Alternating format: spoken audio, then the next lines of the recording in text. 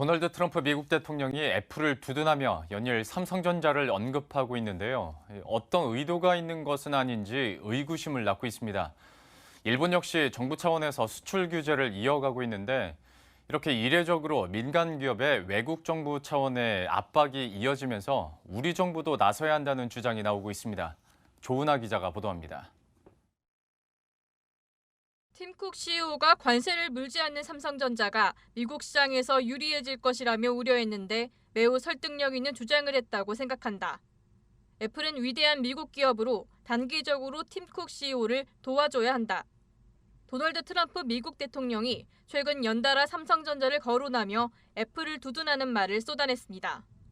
현재는 삼성과 미국 모두 무관세인데 미중 무역 갈등의 여파로 애플은 당장 9월부터 중국에서 생산하는 제품에 10%의 추가 관세를 물어야 합니다. 관세에 따른 삼성과 애플의 불균형 문제를 해소하려면 애플에 추가 부과될 관세를 면제해 주는 게 유력해 보입니다. 하지만 트럼프의 성향상 관세 불균형 문제를 빌미로 삼성에 새로운 요구를 할 가능성도 있어 보입니다.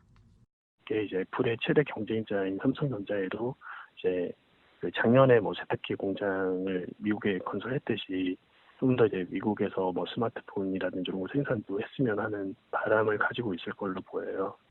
트럼프의 기댄 애플은 동시에 삼성과 LG에 주문해왔던 OLED 공급선을 중국 BOE로 다변화할 가능성을 흘리며 압박도 가하고 있습니다.